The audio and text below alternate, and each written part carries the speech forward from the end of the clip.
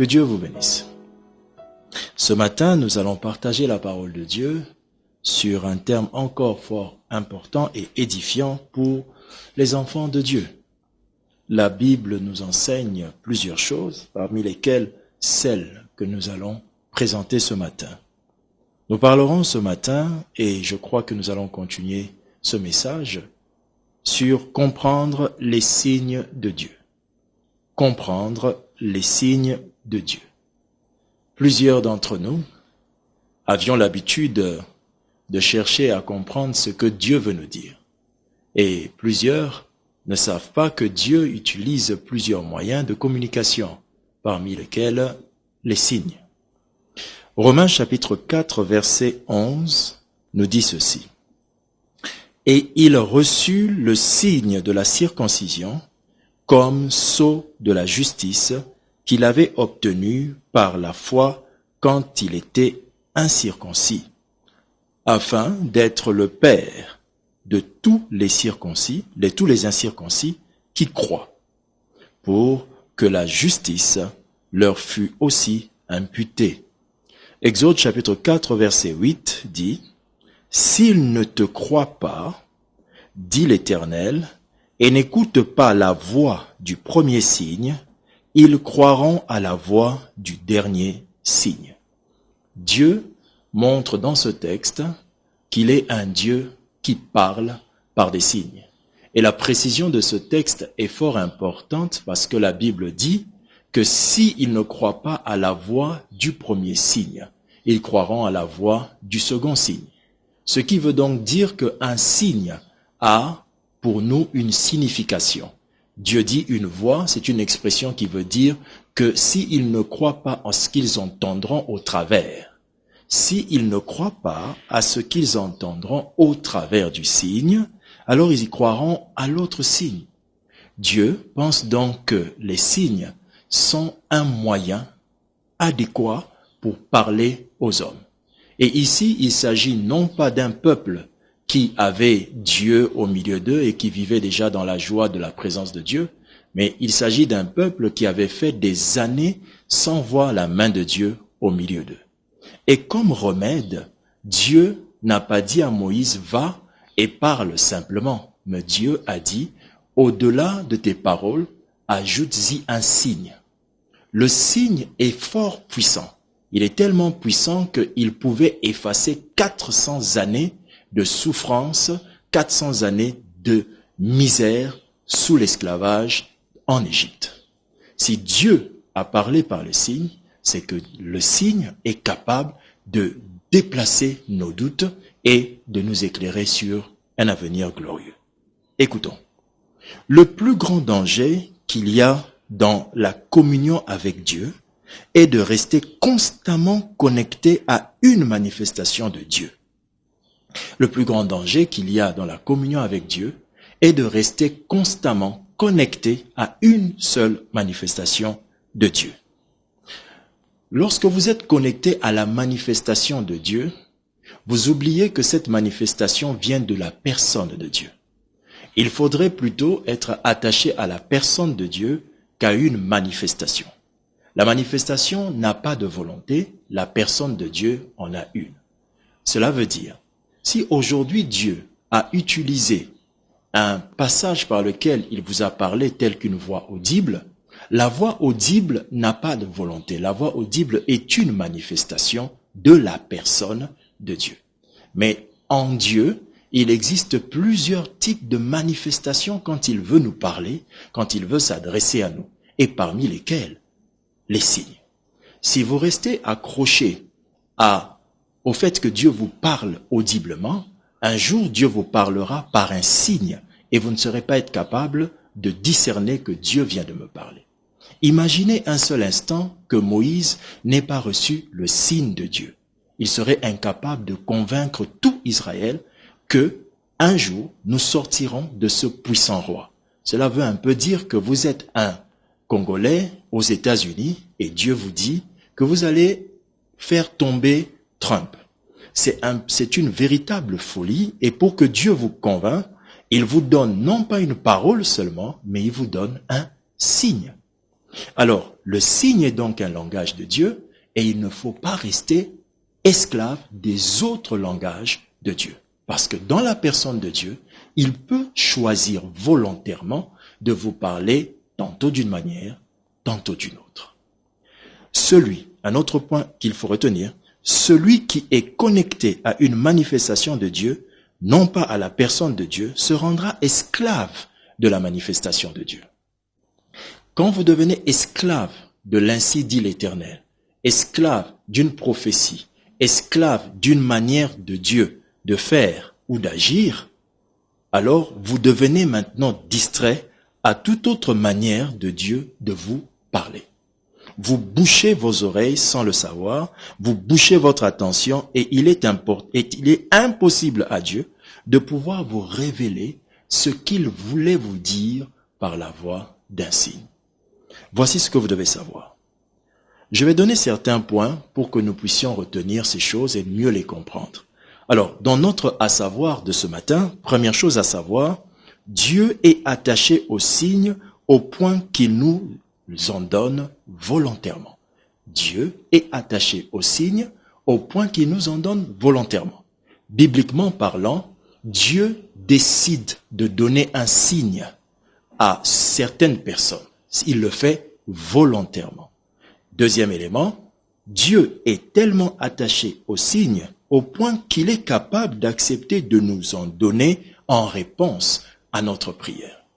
Au-delà du fait que Dieu peut vous donner un signe volontairement, Dieu peut aussi vous donner un signe en répondant à votre requête sur le signe. C'est-à-dire, vous dites à Dieu, j'ai besoin d'un signe.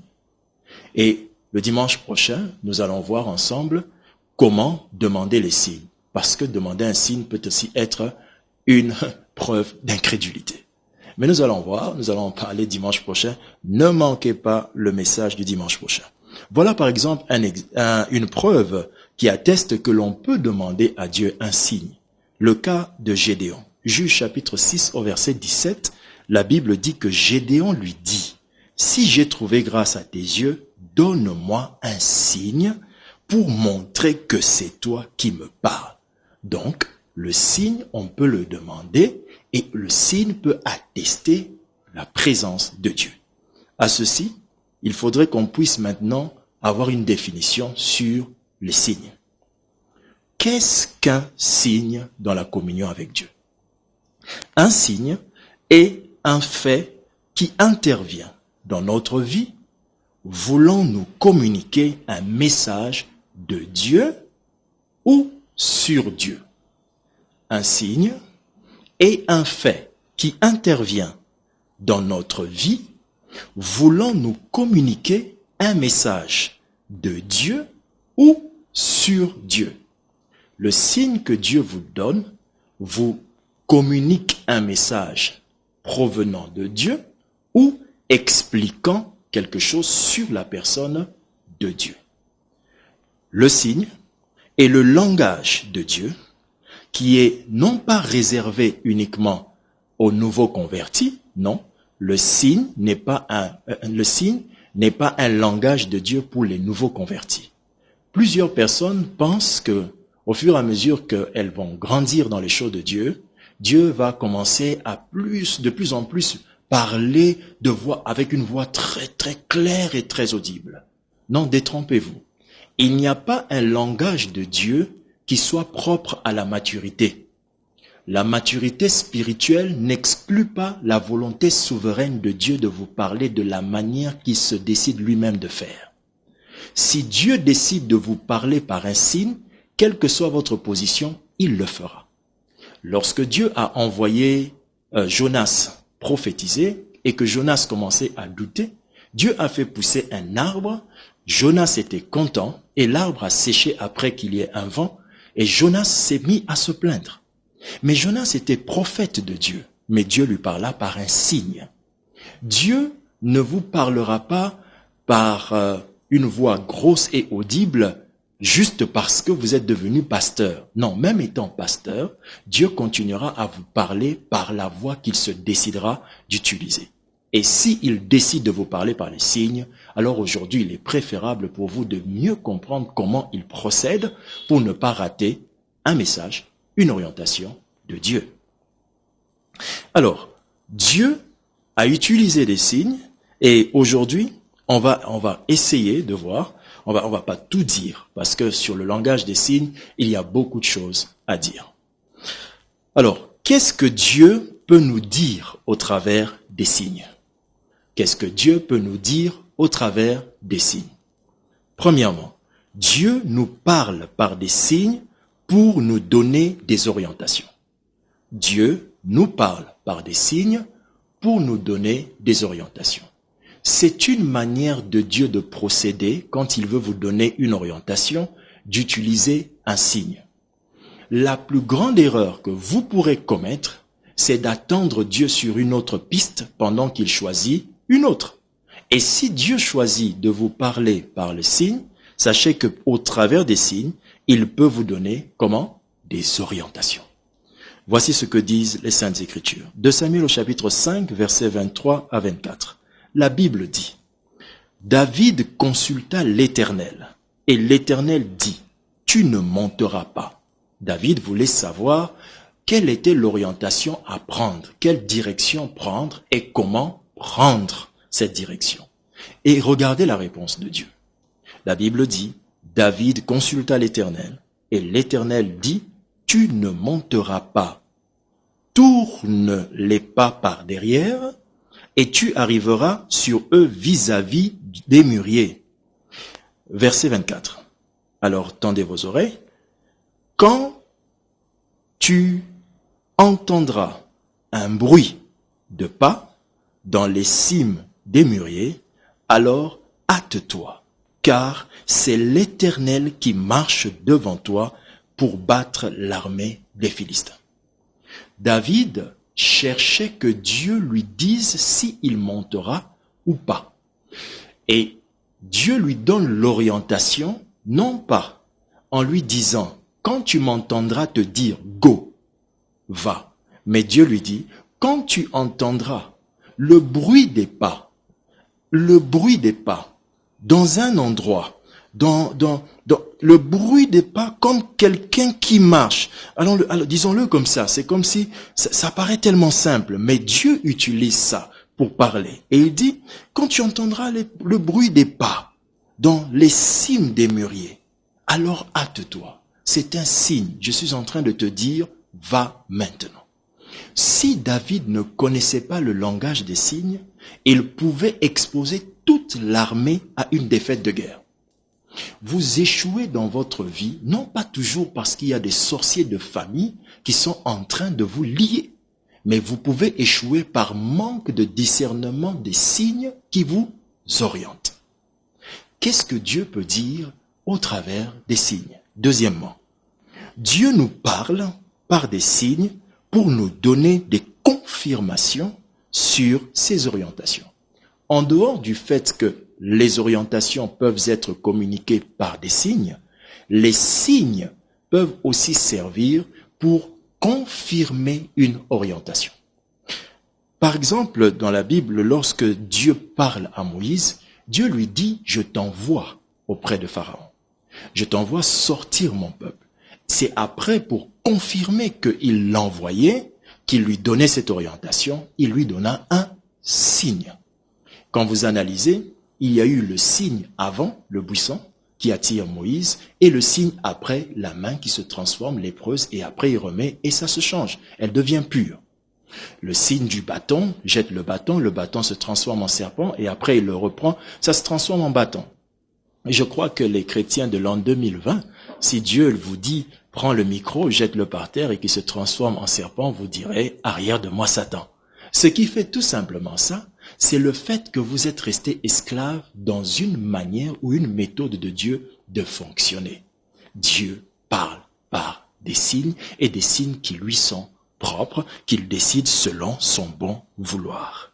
Alors Dieu peut parler par des signes pour donner, pour confirmer une orientation. Regardez ce qu'il dit.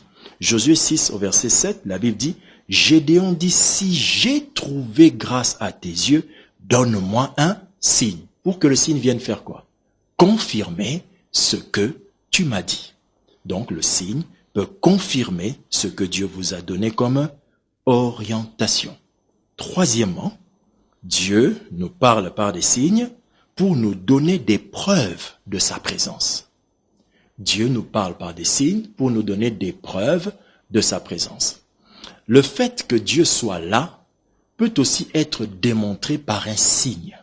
Bibliquement parlant, Exode 3, verset 12 dit, « Dieu dit, je serai avec toi, et ceci sera pour toi un signe, le signe que c'est moi qui t'envoie. Quand tu auras fait sortir d'Égypte le peuple, vous servirez Dieu sur cette montagne.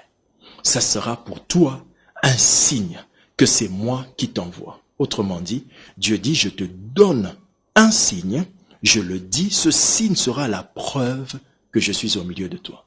Autre chose, Dieu en sortant d'Israël, il sort en sortant de l'Égypte avec le peuple d'Israël, il sort et il fait passer devant Moïse une colonne de nuée. C'est quoi? Un signe de sa présence. Dieu peut choisir un signe pour attester que c'est lui qui est là et qui prouve que c'est sa présence qui vous entoure. Et vous n'êtes pas seul. Mais si vous ne savez pas discerner le signe, alors Dieu peut vouloir vous faire 1000 signes possibles pour vous faire savoir qu'il est là, mais vous tomberez dans l'incrédulité. Un jour, un homme était en train de traverser la rue et il avait des écouteurs aux oreilles. Et quelqu'un lui faisait des signes de la main vu qu'il avait les écouteurs et qu'il n'entendait pas la voiture qui venait. Mais cette personne a décidé d'ignorer les signes parce que tout simplement il se disait « Je n'ai rien à voir avec cette personne, je ne la connais pas ». En matière de signes, même quand vous ne connaissez pas une personne, vous devez toujours vous poser la question « Que veut dire ce signe-là » Le fait simplement qu'il n'avait pas voulu écouter, il a été tamponné. Quand Dieu vous donne des signes et que vous refusez d'en faire cas, vous risquez de livrer votre vie à d'énormes souffrances. Il est temps ce matin que vous puissiez comprendre ces choses et que vous ne ratiez plus les signes de Dieu. Au nom de Jésus. Dieu, pour finir ce point, sur qu'est-ce que Dieu peut nous dire au travers des signes, Dieu nous parle par des signes pour nous donner des confirmations sur ses promesses et ses prophéties. Différemment des orientations, Dieu peut donner un signe qui te parle ou qui confirme ses promesses et ses prophéties. En termes de promesses et prophéties, il y a deux dimensions. Il y a les promesses et prophéties particulières, les promesses et prophéties générales. Lorsque Dieu donne une prophétie à Moïse, il lui dit « Je t'ai appelé », c'est une prophétie qui lui est particulière. Mais quand Dieu lui dit « Va sortir le peuple d'Israël et vous me servirez dans le désert », c'est une prophétie générale. Elle concerne lui, premièrement, la première partie de prophétie. La deuxième partie, quand elle est générale, elle concerne le peuple. Quand Dieu parle à Noé, il dit « Je ne détruirai plus la terre ». Et Dieu fait sortir un arc-en-ciel, qui est le signe général pour tout le monde que je ne détruirai plus la terre avec l'eau. Ces signes, jusqu'à ce jour, Dieu nous parle au travers des signes. Mais il est pour nous très difficile de discerner, de comprendre les signes. La raison pour laquelle nous ne comprenons pas les signes, c'est parce que nous ne connaissons pas les différents types de signes existants. Si vous ne savez pas quel genre de signes existe, vous ne saurez pas vivre avec les signes. D'où la question, comment vivre avec les signes de Dieu? Avant de dire comment vivre avec les signes de Dieu, bien-aimés dans le Seigneur, il faudrait que nous puissions faire une très grande remarque pour que ce message ne devienne pas la source de plusieurs égarés. Voici nos deux remarques. Première, le grand danger avec les signes, c'est qu'il ne faut pas qu'ils excluent les autres moyens de communication de Dieu. Il ne faut pas parce que Dieu vous a parlé par un signe et qu'aujourd'hui vous avez demandé un signe et Dieu vous a donné un signe que vous puissiez exclure les autres moyens de Dieu de communication. Parce que plusieurs personnes, ne voulant pas se donner la peine de chercher Dieu en profondeur, lorsqu'ils ont déjà vu un signe de Dieu, ils attendent que Dieu les reparle par des signes. Et ça, c'est très dangereux. Dieu n'est pas notre garçon de course. Si aujourd'hui vous avez remarqué que Dieu vous parle souvent par des signes, cela ne veut pas dire que Dieu a fait une alliance de vous parler que par des signes. En matière de communion avec Dieu ou encore d'intimité avec Dieu, il n'y a pas des alliances spécifiques sur le moyen par lequel Dieu nous parlera. C'est-à-dire, personne ne peut dire que Dieu m'avait dit « je te parlerai toujours d'une voix audible ». C'est faux.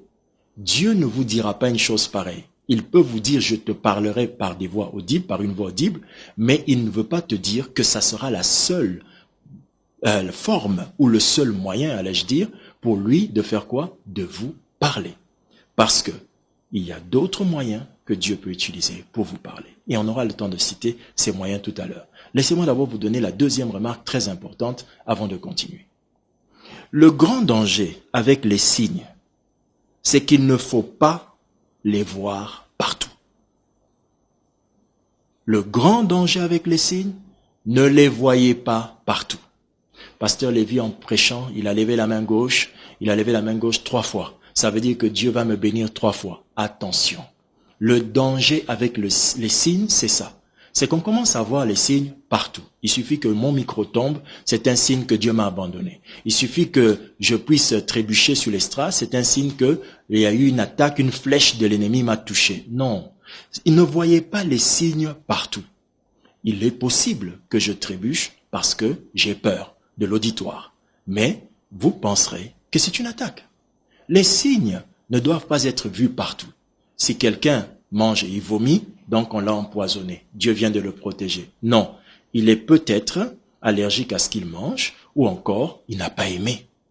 Ne voyez pas les signes partout.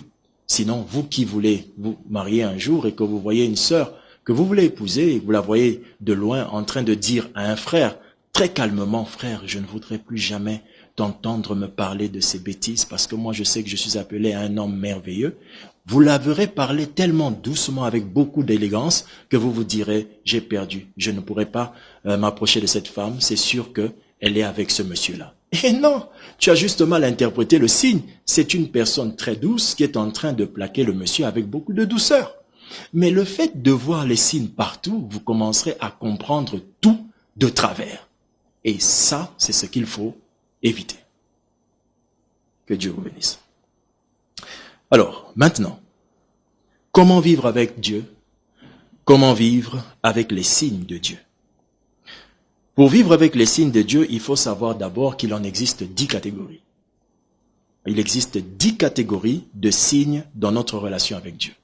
Les voici. Premièrement, les signes bibliques. Deuxièmement, les signes communicateurs.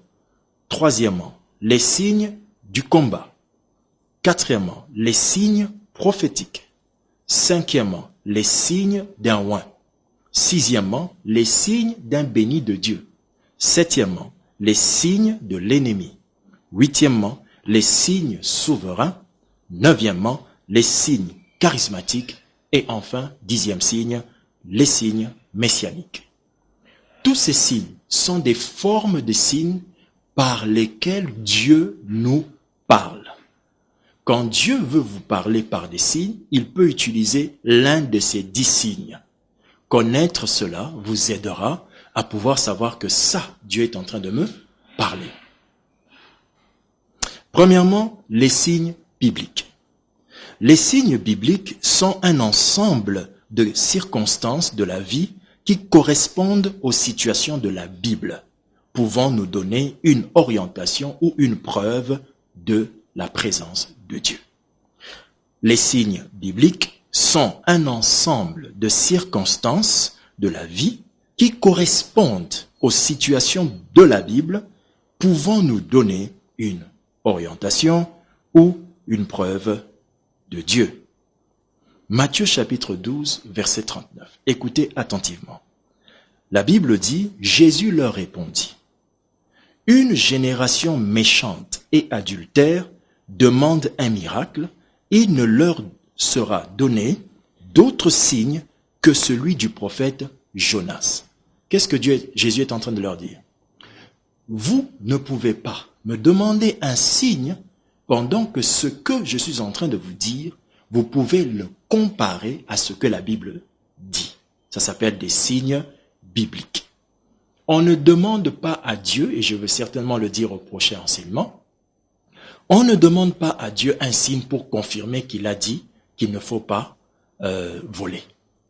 Non, c'est écrit qu'il ne faut pas voler. On ne demande pas un signe sur une chose qui a été clairement écrite. Alors, les signes bibliques, c'est lorsque dans votre vie, par exemple, Dieu veut vous parler et vous êtes en train soit de marcher, vous avez pris un moyen de transport et vous voyez devant vous une situation qui se présente qui vous fait rappeler un texte de la Bible. C'est un message que Dieu est en train de vous envoyer. C'est une manière pour Dieu de vous parler, de vous dire quelque chose. Celui qui apprend désormais à regarder ce qu'il arrive avec une comparaison biblique, il comprendra facilement ce que Dieu est en train de lui dire. Avez-vous compris? Deuxième signe, les signes communicateurs. Les signes communicateurs, nous pouvons en trouver deux signes communicateurs dominants. Et je vais expliquer ce que ça veut dire. Les signes communicateurs qui sont, en fait, ce sont des conclusions vis-à-vis des faits. Ce sont des conclusions vis-à-vis des faits qui se présentent dans votre vie et qui vous apprennent sur Dieu. Des conclusions vis-à-vis des faits qui se présentent dans votre vie et qui vous apprennent sur Dieu. C'est-à-dire, exemple, lorsque Job dit au chapitre 42, verset 2, « Je reconnais que tu peux tout et que rien ne s'oppose à tes pensées. » Job a traversé une situation, des faits, des réalités qui l'ont appris des choses sur Dieu. Et il dit, je reconnais maintenant. Les signes communicateurs sont donc l'ensemble des signes, des événements qui vous parlent directement en vous apprenant des choses sur Dieu. Ça vous apprend sur Dieu. Tout à l'heure, dans les signes bibliques, directement, vous pouvez savoir que Dieu ne veut pas que je fasse ceci parce que je me suis souvenu d'un texte.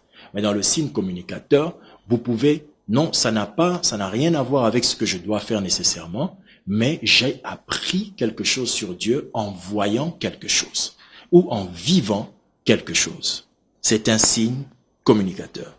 Il y a aussi dans les signes communicateurs qui sont des faits toujours qui se présentent dans notre vie. Dieu peut, au travers de certains signes communicateurs, vous apprendre qu'est-ce qu'il veut pour vous, tels que les signes communicateurs qui s'opposent à ce que vous voulez faire. Il n'y a pas que des signes communicateurs qui vous poussent à faire quelque chose. D'autres signes de Dieu vous opposent et s'opposent à vous.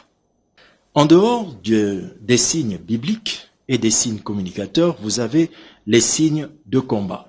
Oui, vous avez bien entendu, les signes de combat. Ça encore, c'est quelque chose que les enfants de Dieu doivent apprendre à comprendre. Parce que Dieu ne vous parlera pas toujours au travers d'un beau songe qui vous dit combien il est grand, mais il vous parlera aussi au travers d'un bon combat qui vous attestera sa grandeur. Alléluia.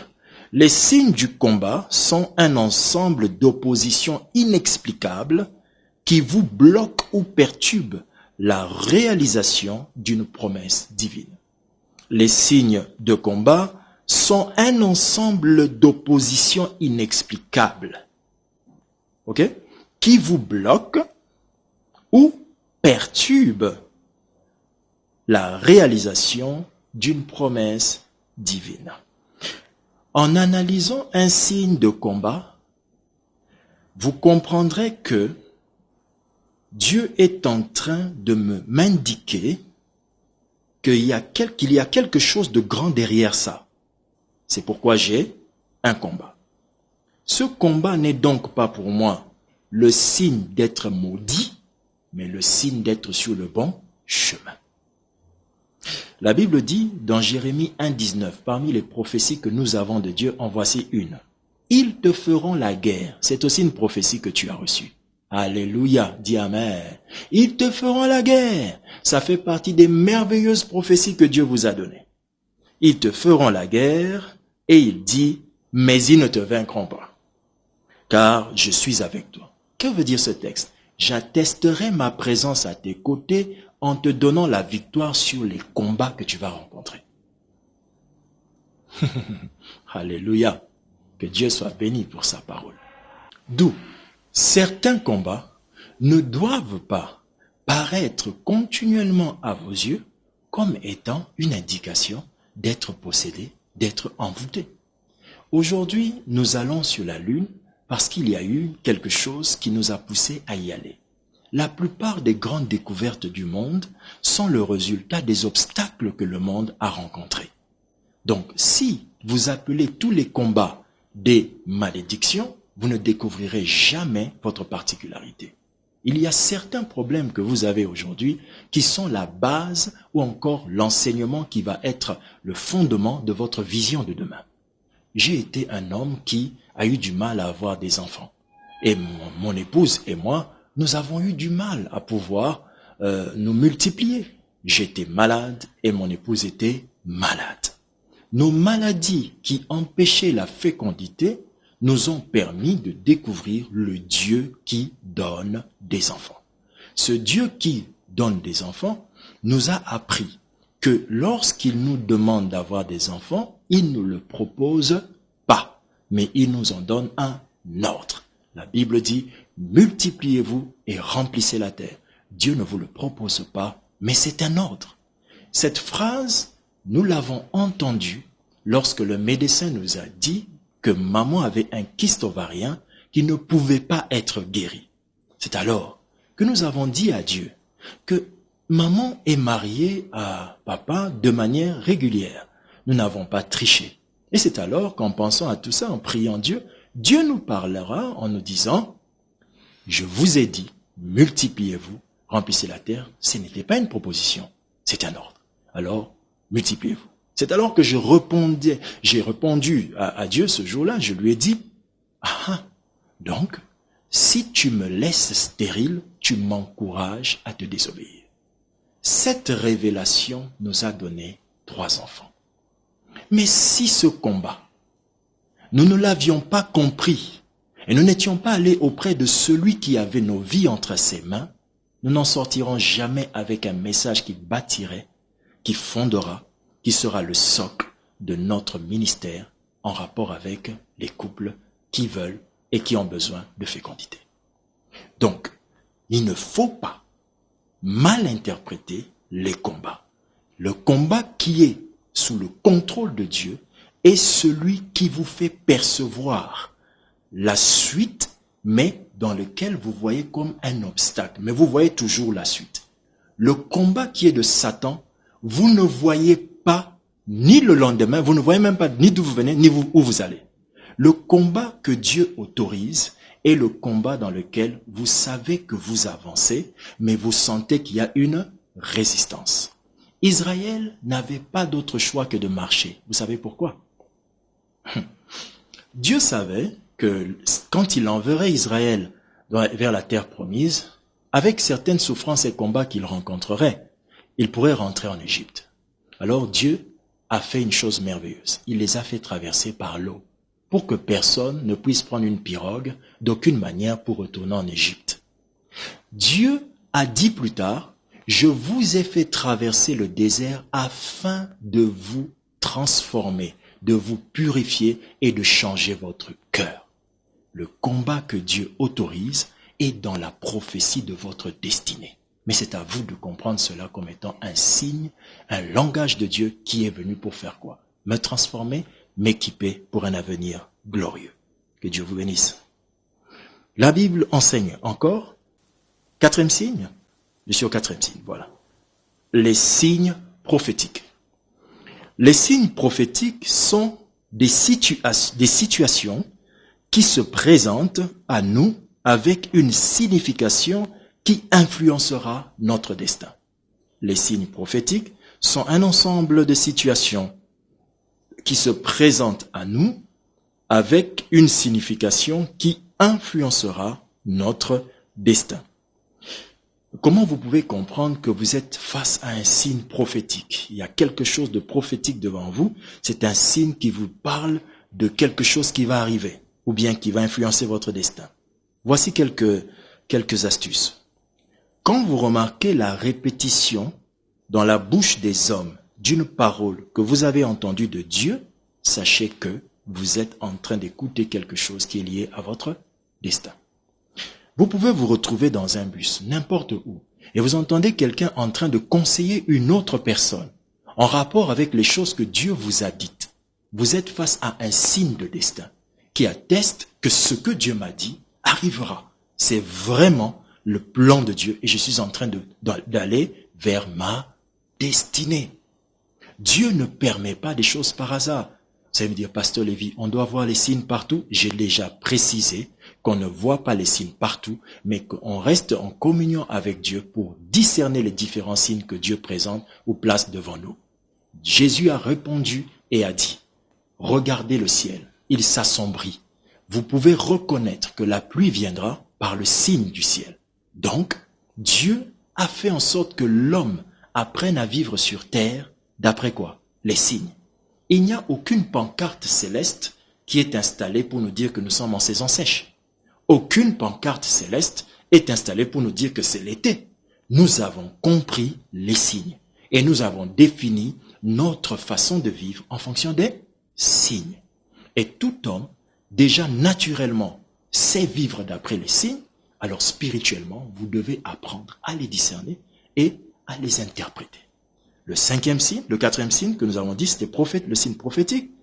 Donc vous pouvez le remarquer lorsque vous voyez que quelqu'un répète des paroles que Dieu vous a déjà dites, ou encore quelqu'un vous invite à faire quelque chose que Dieu vous a dit que vous serez en mesure de faire, ou bien que vous allez faire un jour. Vous verrez quelqu'un qui peut vous dire, est-ce que tu peux exhorter aujourd'hui? C'est un signe prophétique qui veut dire que ton ministère est en train de commencer. Ce n'est pas quand on va vous demander, c'est pas quand on va vous envoyer une invitation de l'Allemagne en train de vous dire que, écoutez monsieur, venez faire une croisade d'évangélisation, que ça veut dire que Dieu va faire des grandes choses avec vous. Non. Le signe est souvent beaucoup plus petit que ce qu'il cache derrière.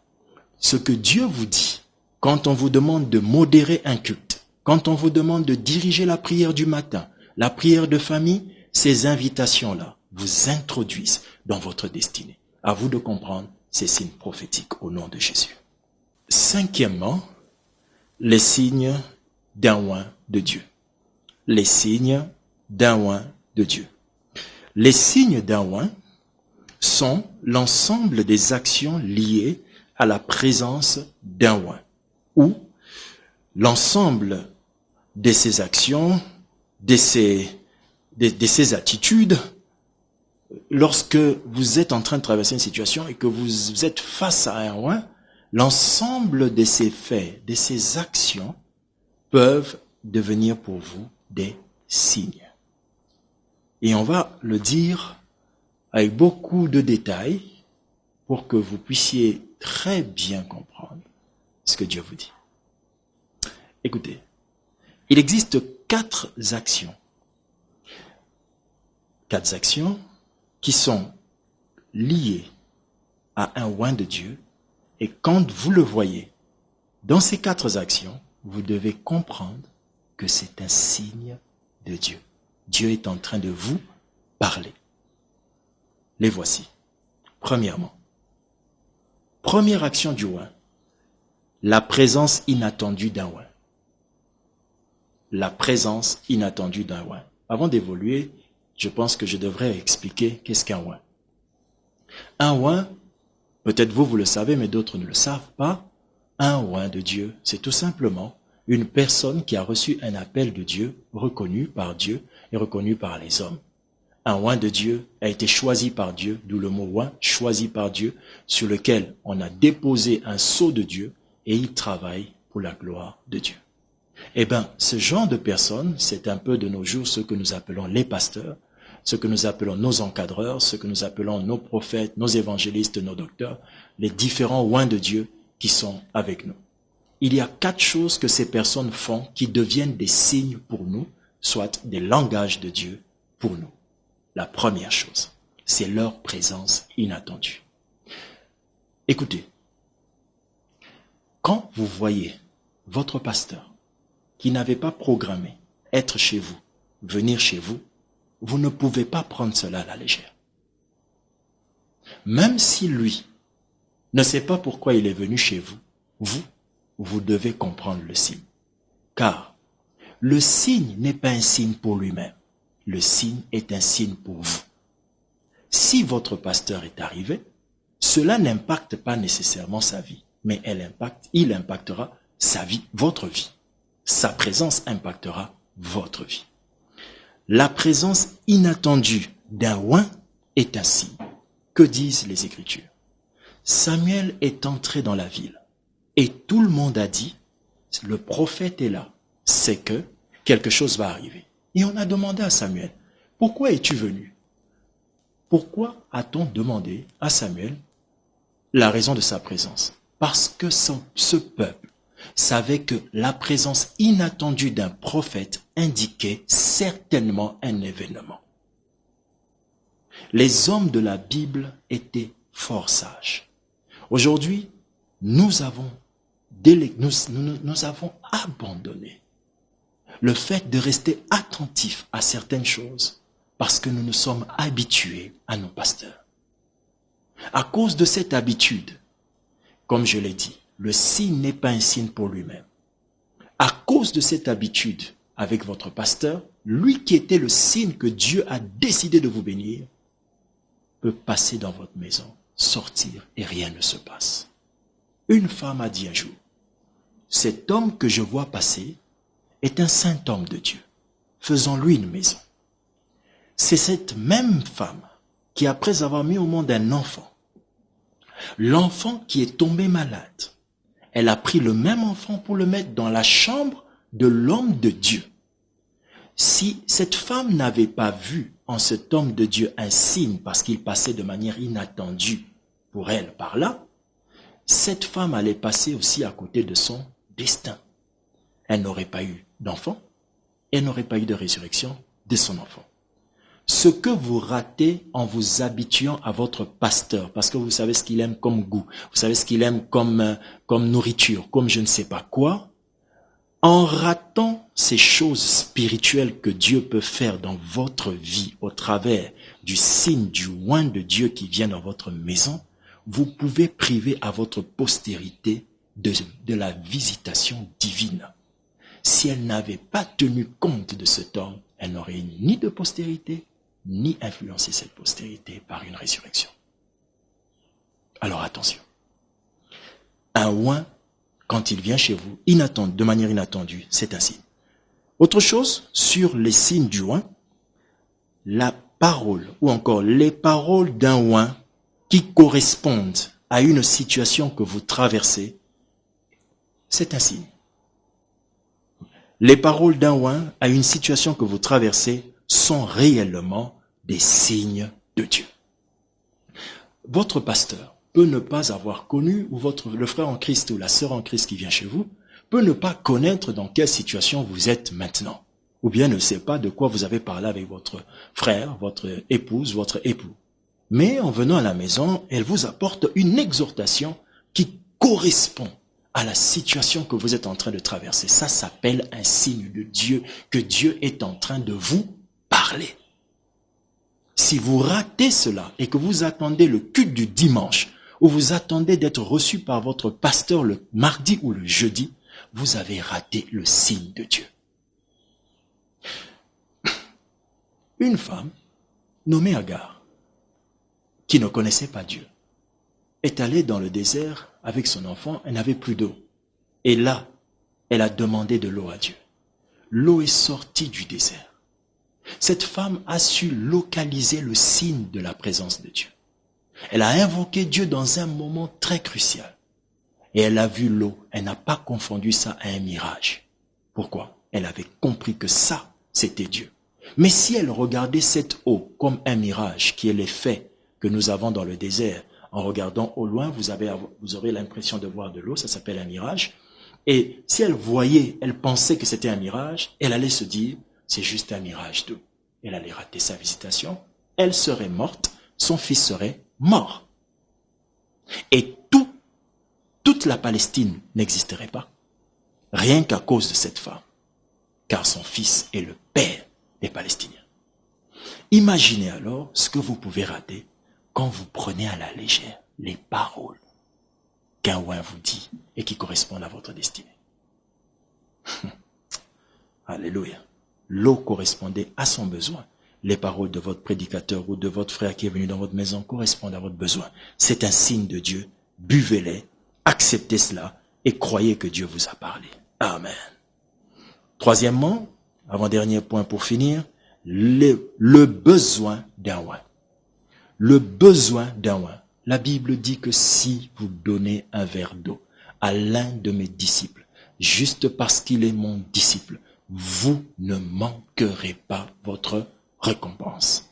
Quand on parle ici du besoin du oint, retenez que la Bible dit que si vous donnez un verre d'eau, le verre d'eau n'est pas sélectif, c'est-à-dire aucun humain ne choisit de vivre sans eau. Non, tu mourras parce que si tu ne te laves pas, tu mourras si tu ne bois pas d'eau, tu auras une mauvaise santé, tu vas déshydrater.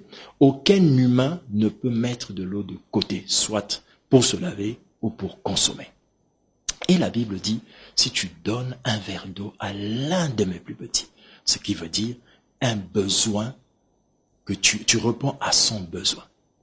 La Bible ne veut pas nous dire ici, allez vous endetter pour acheter une voiture à votre pasteur. Ce n'est pas ce que la Bible dit. C'est pas ça qui devient un signe pour vous. Vous pouvez le faire, c'est une offrande à votre pasteur, gloire à Dieu. Si vous trouvez que c'est nécessaire, faites-le à votre pasteur afin que votre pasteur ne marche plus sous le soleil. Donnez-lui un outil pour faire mieux. Mais ici, la Bible parle du besoin d'un oint, de ce qui est nécessaire pour son bien-être sur terre. Paul dit, et mon Dieu vous bénira, vous donnera au-delà de toute chose, rien que parce que vous êtes arrivé à subvenir à nos besoins. Si vous avez un homme de Dieu, un enfant de Dieu, un serviteur de Dieu, qui vous présente un besoin, c'est une opportunité. Ce n'est pas quelque chose qu'il faudrait nécessairement, par caricature, dire « les pasteurs sont comme ça ». Parce que, frères et sœurs, je vous le répète et je le dirai encore, votre médecin, vous ne connaissez pas son état d'âme, mais vous lui donnez votre vie. Et on vous fait une piqûre, vous vous endormez pour une opération sans vérifier si Dieu l'a appelé à être médecin ou pas. Si vous arrivez à donner vos vies à des gens qui sont capables d'échouer l'opération, à des gens qui sont capables de prendre votre vie, ou bien même certains sont des sorciers ou des sorcières, cela veut donc dire que c'est dans la nature de l'homme de faire confiance. Alors, ne détruisez pas votre nature humaine de faire confiance en ne voulant plus faire confiance aux vrais oints qui sont autour de vous. Il y en a qui sont des vrais, car le faux ne prouve pas que tout est faux, mais prouve qu'il y a du vrai. Et aujourd'hui, il vous faut apprendre que si un oint, si un jeune enfant de Dieu manque des babouches, c'est une opportunité pour vous. Voyez en cela un signe. Dieu veut nous bénir. Chérie, comment l'as-tu su? Mais parce que le frère n'a pas de chemise. Et moi, j'en ai. Tout à l'heure, je me disais que je devais donner mes chemises parce que j'en ai maintenant trop qui restent là et que je ne mets pas. Voilà. La comparaison entre ce que je voudrais enlever de ma vie et ce dont mon frère a besoin prouve que son manque est une source de ma bénédiction. C'est un signe. Alléluia. Très bien. Il ne s'agit pas ici aussi d'attendre nécessairement que la personne soit une personne malheureuse pour savoir que c'est un signe pour vous. Un jour, nous étions dans un magasin avec un homme de Dieu, un père pour nous. Il voulait acheter un flash, juste un chargeur, un powerbank, juste un petit powerbank. Il en avait suffisamment de moyens pour acheter. Mais nous avons vu à cela comment? Un signe de Dieu. En achetant cela pour cet homme, Dieu nous a bénis en retour. Gloire à Dieu. Heureusement que nous avions saisi le signe. Finissons. Quatrième chose sur le oint, les actions d'un oint. Les actions d'un oint sont aussi un signe que Dieu est en train de vous parler. Prenons cet exemple, frère. Dieu dit à Moïse, lève le bâton. En lèvant le bâton, Israël savait que quand Moïse lève le bâton, c'est un signe que Dieu est sur le point d'agir. Vous ne devez pas, quand vous vivez avec un oint, ou quand vous êtes en présence des oints, négliger leurs gestes. Votre pasteur n'a pas l'habitude de vous serrer la main en vous saluant. et qu'il vous dise ce jour-là, « Ah, comment vas-tu ?» et vous tend la main. Je vous rappellerai une chose très importante, c'est que le Fils de Dieu, Jésus de Nazareth, né de Marie, est venu après quoi? Une salutation. Si Marie avait pris à la légère la salutation de l'ange, elle n'aurait pas développé le discours. Car la Bible dit que même lorsque les anges saluaient certaines personnes, la Bible dit « Que me vaut cette salutation ?» Car ils savaient que la salutation d'un ange indiquait certainement que Dieu est sur le point de faire quelque chose. Donc, restons spirituels. Mon pasteur n'est pas mon ami. S'il est ami avec moi sur Facebook, ça ne veut pas dire ami de mon ami intime. Vous devez garder l'écart de sanctification dont parlent les Saintes Écritures en disant que les sacrificateurs devaient être à plusieurs coudées du peuple. Cela ne fait pas d'eux des dieux, mais en termes de leur exercice, vous devez garder cet écart. Si aujourd'hui vous arrivez à l'hôpital, que vous aimiez votre femme ou pas, on vous interdira d'entrer dans la salle d'opération. Pourquoi? C'est un lieu réservé à ceux qui ont appris à le faire. Le fait que vos pasteurs ont appris à servir Dieu, il y a des choses qui leur sont réservées. Et à cause de ça, gardez la distance avec eux pour mieux voir ce qu'ils font. Si vous êtes trop proche d'un homme de Dieu, quand il fera un geste prophétique, vous risquerez de ne pas l'interpréter parce que vous vous êtes habitué. Mais si vous avez appris à le regarder toujours avec un écart, vous comprendrez que si il me demande de faire ceci, certainement Dieu veut me bénir. Certainement telle chose veut m'arriver. Et c'est cette façon de réfléchir qu'on appelle l'intelligence spirituelle. Que Dieu vous bénisse.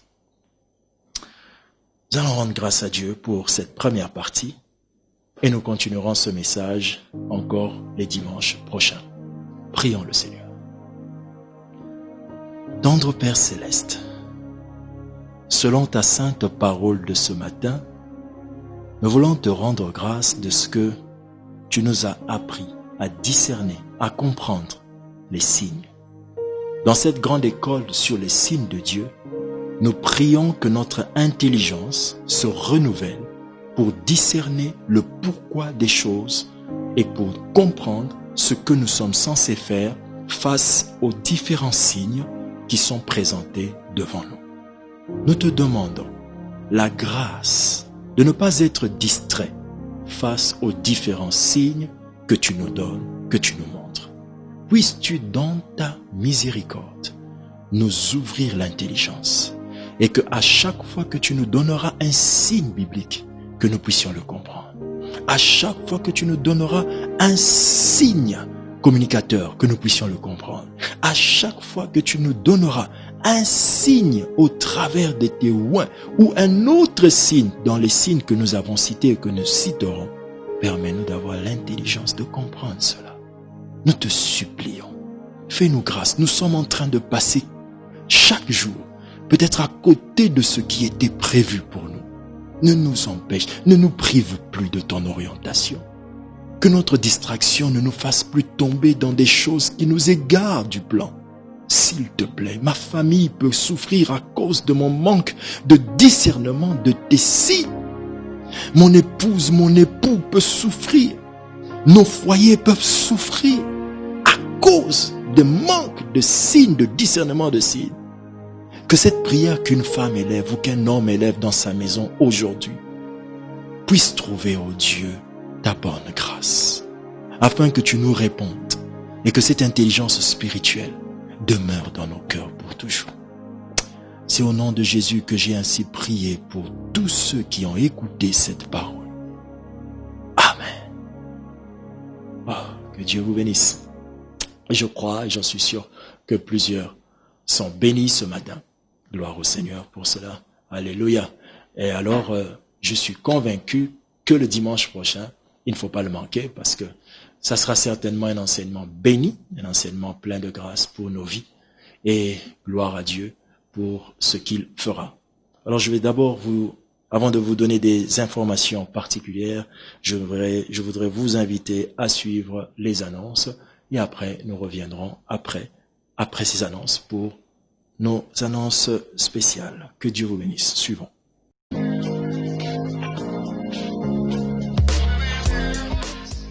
Vous voulez témoigner votre amour à Dieu en lui présentant vos offrandes, vos dîmes, vos actions de grâce ou toutes vos donations. Au niveau national, faites-le au plus 243 89 81 77 114 pour Orange Money. Plus 243 810 500 503 pour M-Pesa. Vous êtes au niveau international. Notre Swift code Robank est ROPCDKI. L'intitulé du compte est Kungolo Kazadi Lukuna. Notre numéro de compte en dollars est 45 101-00 11 43 28 002-63.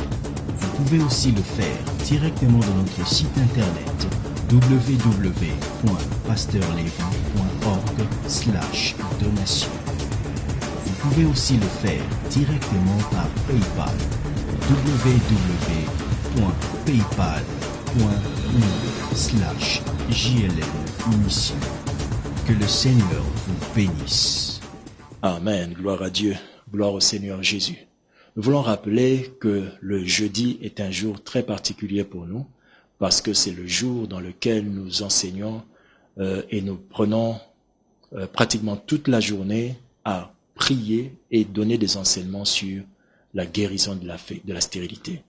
Au travers de notre émission Allo Grossesse, je vous invite de ne pas manquer à cette émission chaque jeudi à partir de 17h en direct en ligne chaque jeudi et à 20h sur la radio B1, à 17h c'est sur CNTV et nous passons directement en direct sur Trinitas qui est sur la fréquence 102.2. Le même jeudi à 20h nous passons sur radio B1 et aussi sur Canal Plus sur la fréquence 529. Nous sommes donc en ligne dans cette journée de jeudi pour transmettre la grâce de Dieu. Si vous connaissez une personne, une famille qui manque d'enfants, il est temps pour vous d'exprimer votre foi et de les inviter à suivre cette merveilleuse émission. Que Dieu donc bénisse toutes ces familles qui vont nous suivre, toutes ces familles que vous inviterez pour ces moments glorieux. Aussi, nous voulons rappeler notre programme spécial. Nous sommes en train, comme nous l'avons dit le dimanche passé, nous sommes en train de vouloir acquérir, de vouloir entrer sur notre nouvelle adresse, une nouvelle adresse dans laquelle nous allons élargir la mission, élargir tout ce que nous sommes en train de faire déjà. Beaucoup de gens nous félicitent et merci pour vos encouragements en ligne. Vous bénissez Dieu pour ce que nous faisons et de la manière avec laquelle nous le faisons. Gloire soit rendue à Dieu. Mais cependant, maintenant, avec le nouveau projet de la nouvelle adresse, nous sommes vraiment dans le besoin de prendre cette nouvelle adresse pour permettre à ce que nos différentes actions, nos différentes activités se fassent beaucoup plus aisément. Alors c'était un grand espace donc avec une maison dans laquelle il y a tous les bureaux dans lesquels nous pourrons mettre nos bureaux de la mission JLN, comme vous les connaissez, les bureaux des aides, les bureaux, les cours, les classes. Gloire à Dieu, beaucoup de choses peuvent se faire dedans. Alors, ne restez pas en dehors de ça. Je crois que c'est certainement pour nous un signe qui prouve que Dieu est en train de nous dire que je veux te bénir. En participant donc, vous participez à votre propre bénédiction. Que Dieu vous bénisse abondamment. Aussi, nous voulons vous rappeler que l'école, nous bénissons d'abord Dieu pour toutes ces personnes, ces frères et sœurs qui nous écrivent et qui se sont inscrits à Alliance Academy. Gloire à Dieu. Oui, je sais, je souris déjà parce que beaucoup d'entre vous, vous nous écrivez, vous êtes en train de demander, pasteur, ça commence quand? Gloire à Dieu. Oui, moi aussi, je suis tout excité en pensant déjà à ça et je suis convaincu qu'on va passer de très bons moments dans Alliance Academy, une école en ligne pour nous faire grandir. Le lien du site, le lien d'inscription a déjà été communiqué. Vous pouvez inviter vos amis et leur dire de s'inscrire. Si vous n'étiez pas au courant, le lien que vous voyez sur le bas de l'écran, c'est le lien dans lequel vous pourrez aller et vous préinscrire déjà et vous rassurer que vous serez parmi les premiers qui auront l'information du lancement de nos premiers cours. Mais déjà, d'ici quelques jours, nous allons continuer à communiquer avec vous et à vous préparer. Et nous rendons grâce à Dieu, presque déjà sans inscription, gloire à Dieu. En 3 jours, nous bénissons Dieu, 3-4 jours, nous bénissons Dieu pour cela. Que l'Éternel vous bénisse, que l'Éternel soit avec vous. Nous nous retrouvons donc dans la semaine, au culte du mercredi et ensuite le dimanche prochain. Soyez bénis, prions le Seigneur. Tendre Père, merci abondamment pour la grâce que nous avons reçue d'être aujourd'hui en direct avec nos frères, d'être avec nos bien-aimés qui nous ont suivis, qui nous écrivent chaque jour. Nous te demandons de ne pas, ô Dieu, laisser nos frères aujourd'hui quitter cet endroit, quitter cette présence, quitter cette atmosphère sans recevoir une portion agréable.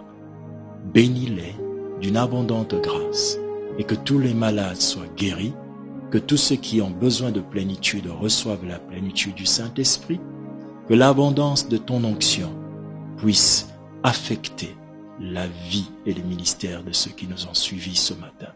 Que toute la gloire te revienne. Nous comprendrons les signes et nous vivrons d'après ces signes. Merci. Au nom de Jésus-Christ, nous avons ainsi prié. Amen. Dieu vous bénisse. Bye bye. Descends sur nous comme une pluie, une brise légère, de la douceur de ta présence. Ta nuée nous entoure.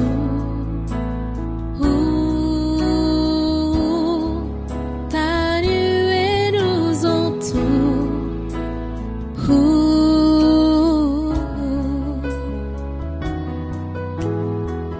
Descends sur nous comme une pluie.